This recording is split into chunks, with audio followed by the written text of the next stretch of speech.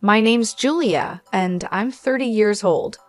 I work at a company that creates designs for printed materials like flyers and catalogs. Despite everything going digital these days, I find my job designing for various businesses incredibly fulfilling. Whenever clients tell me they loved how a design turned out, especially for something like a Christmas event, it really makes my day. You could say this job is my passion, and there was a time I thought it might just be me and my career for life. One day, while I was mulling over this idea, my dad had to be rushed to the hospital because his appendix was acting up. That's where I met James, the kind doctor who greeted me. At that time, he was just another face in the hospital, asking if I was there to visit someone.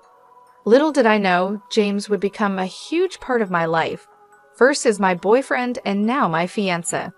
It's funny how life works. You find the most significant changes in the most unexpected places.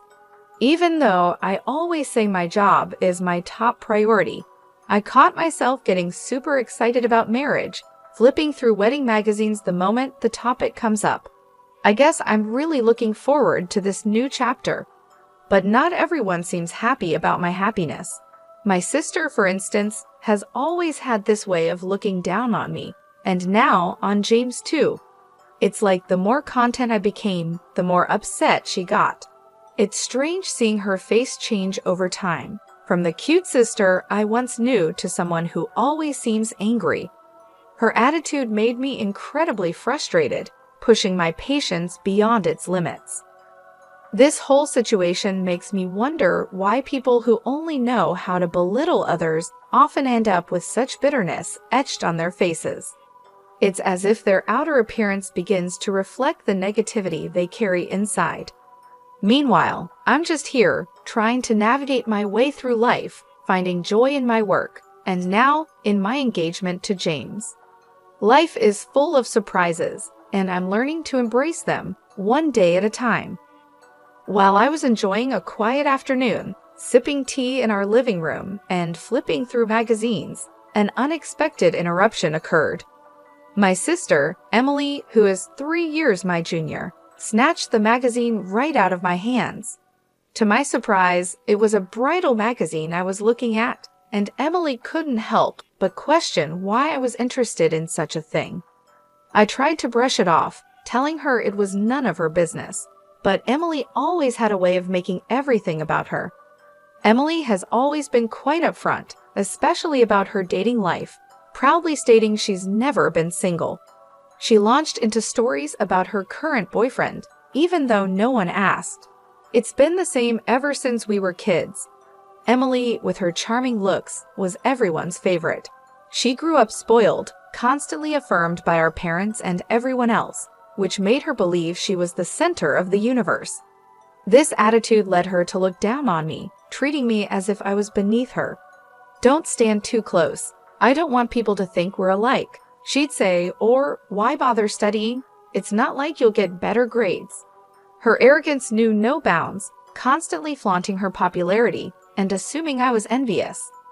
Even when our parents tried to correct her behavior, it was as if Emily's arrogance was set in stone. She never missed a chance to belittle me, a routine that became the backdrop of our relationship. But one day, I'd had enough. As she went on about her latest boyfriend, I calmly revealed that I, too, had someone in my life.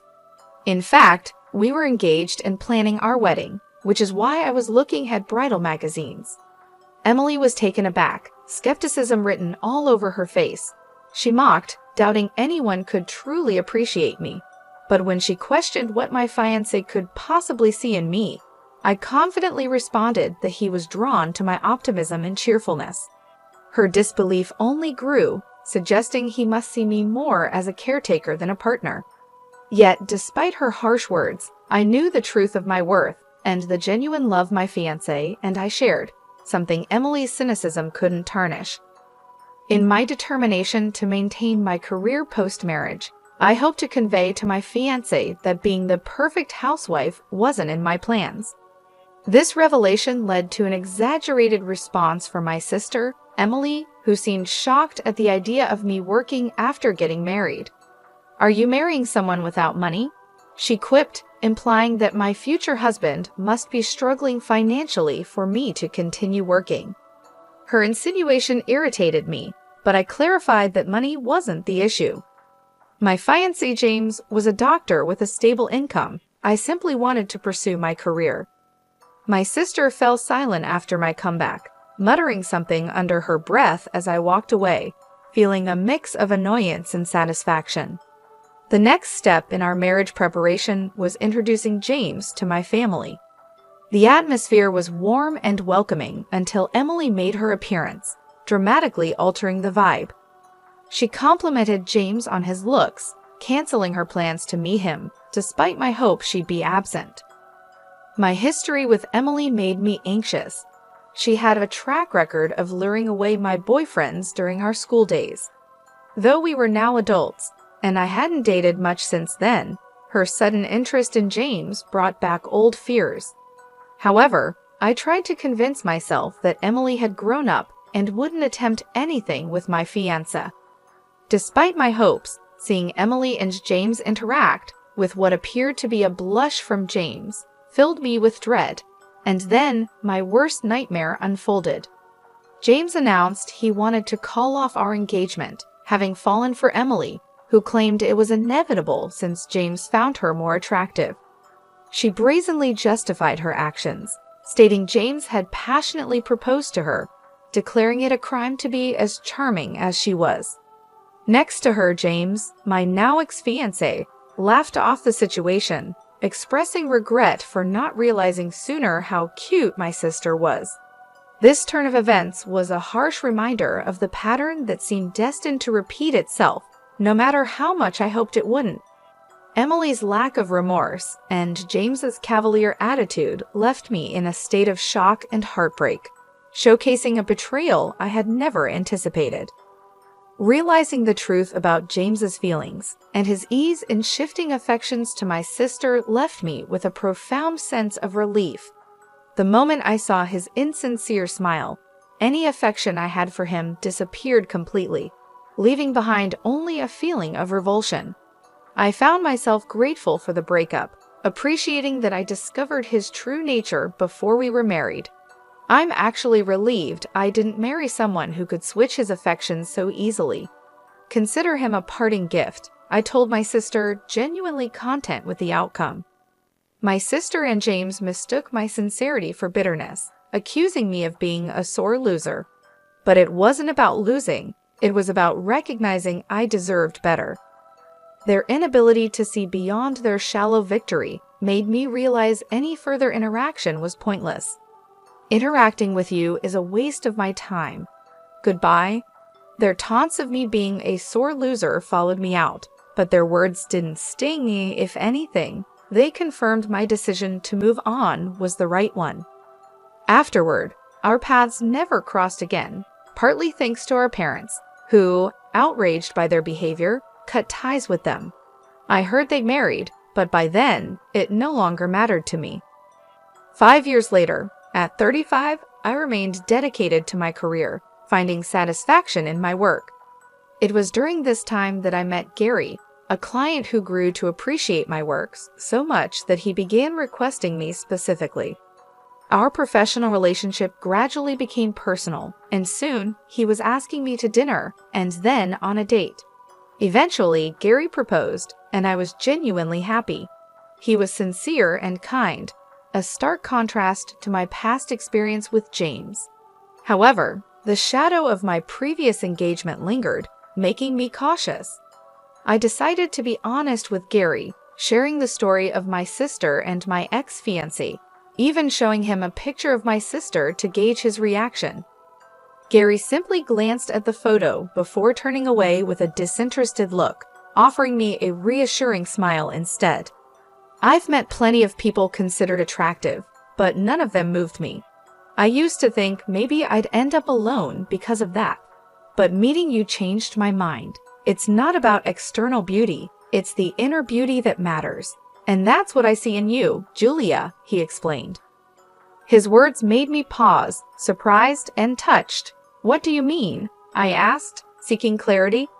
Gary smiled, In my line of work, I've learned to see beyond appearances. No matter how beautiful or charming someone might be, it's the beauty inside that truly counts. That's what drew me to you. You're the person I've been searching for.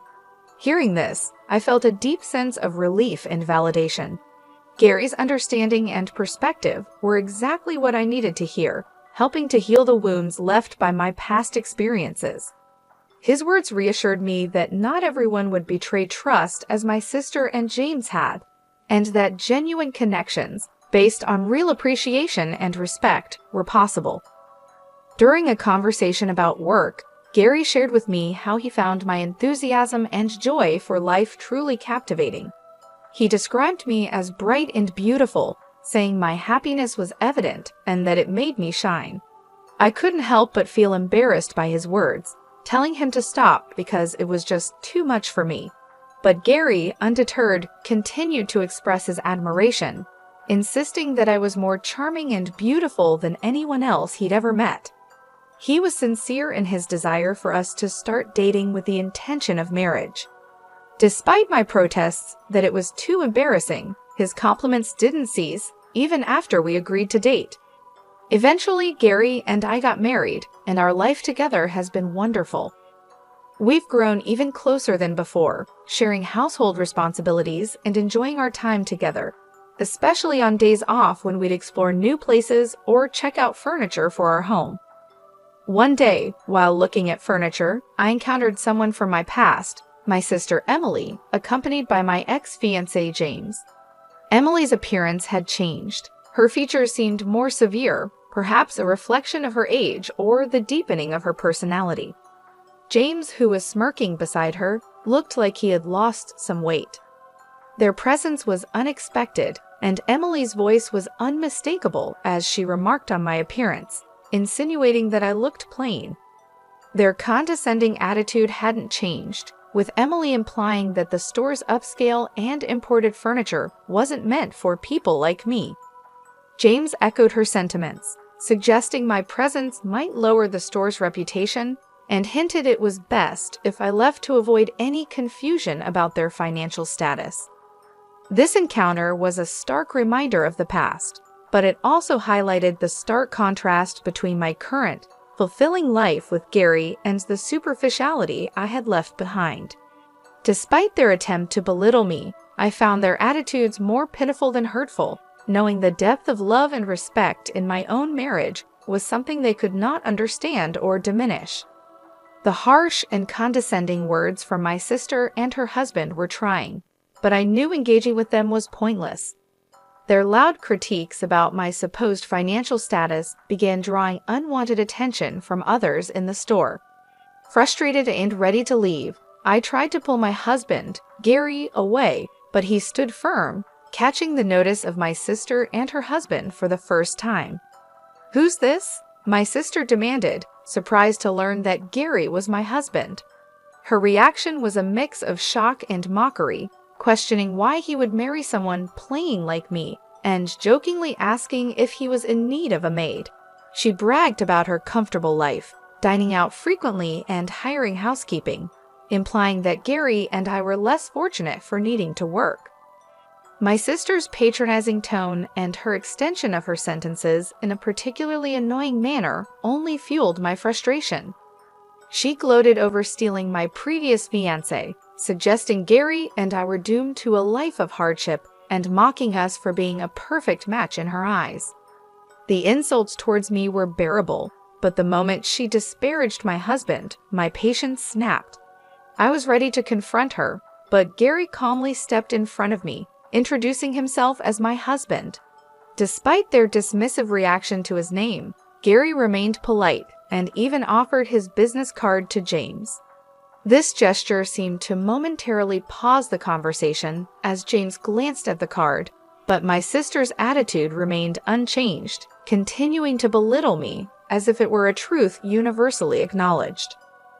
In this moment, Gary's composure and the dignified way he handled the situation made me realize the stark contrast between the shallow, materialistic values my sister held and the genuine, respectful love and partnership I shared with Gary.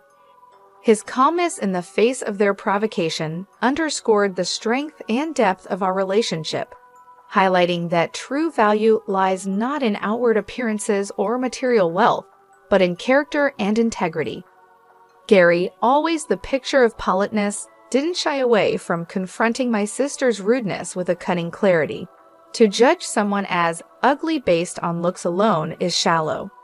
But if we're talking about ugliness, yours stems from within, from a personality that delights in belittling others, he said calmly, his words slicing through the air with precision. My sister, so often unflappable in her self-assuredness, found herself blushing deeply, outraged at the suggestion she might be the one at fault. Ugly? Me? How so? She sputtered, genuinely thrown off by the accusation. A truly beautiful person doesn't feel the need to overshadow or harm their sibling. Could it be that your actions towards Julia stem from jealousy, from a desire to surpass someone you actually admire?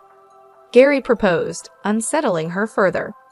The thought had never crossed my mind that my sister's constant competitiveness and cruelty could be rooted in anything other than disdain. But seeing her reaction, I couldn't help but reconsider the dynamics of our relationship. Gary continued, suggesting that envy was the real motive behind my sister's actions.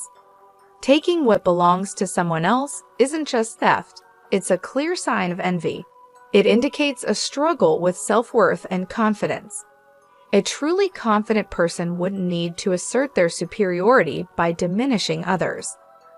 My sister tried to defend herself against Gary's observations, but her rebuttals grew weaker, her usual bravado fading.